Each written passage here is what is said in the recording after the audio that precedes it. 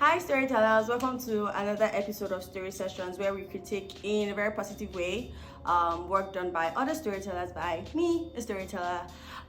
So today we're going to be talking about the Super Bowl commercials, but we're going to go back a little bit. We're going to go back to 2018 to Coca-Cola's Super Bowl commercial and all of the reasons why I feel like this commercial is one of the best forms of storytelling I've seen in a very hot minute. Unfortunately, I'm seeing it in 2022, but I think that's pretty much okay, seeing as we have Super Bowl coming up pretty soon.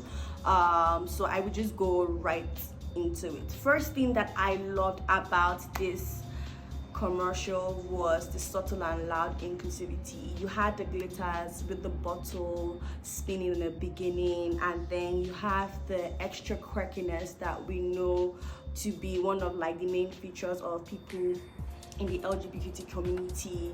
And I felt like this is what the commercial was about. They didn't say too much, but they did too much. It was this whole tug and pull, and I felt like whoever created this treatment was really paying attention to the little details, so that even if you're looking at this ad right now, you know what it's about without the voiceover. You know what it's about because there's these little details that you know represents this community.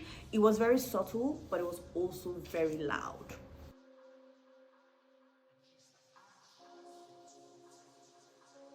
Another thing that I really loved about this storytelling was the use of the right language. It was well researched, it was very simple, and was very easy to communicate.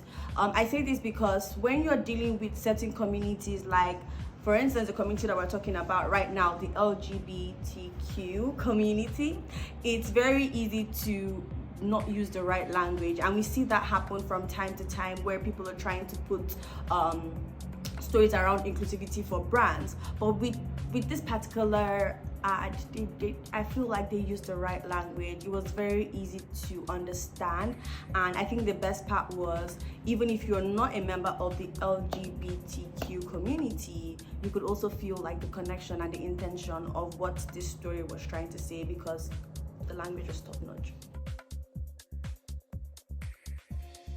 Another thing that I thought was really connecting about this ad is the storyline. Now, there's something that happens, like I've seen recently with a lot of stories, when you have it being voiced over, sometimes the voiceover and the actual video tell two different stories. But this was a perfect blend of what they were trying to sell and what the video was also trying to tell.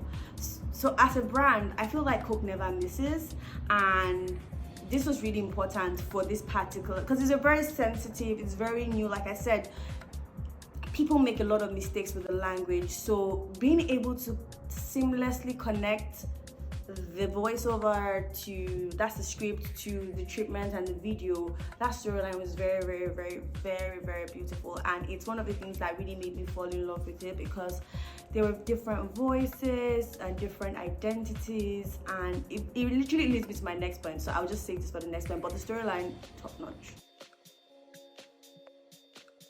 The final but the most important bit about this story for me is the fact that it represented communities, it represented age, it represented genders, it represented everything. It represented everything it was supposed to represent.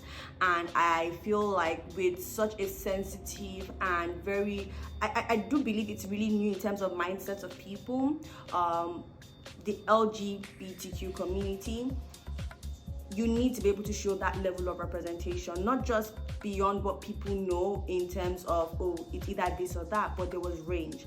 And that's one of the things that really connected me to this ad. What do you think? Have you seen this ad? What do you love about this ad? Please leave us your comments in the comment section below, and know that we'll only be sharing stories with you that we feel should get your attention.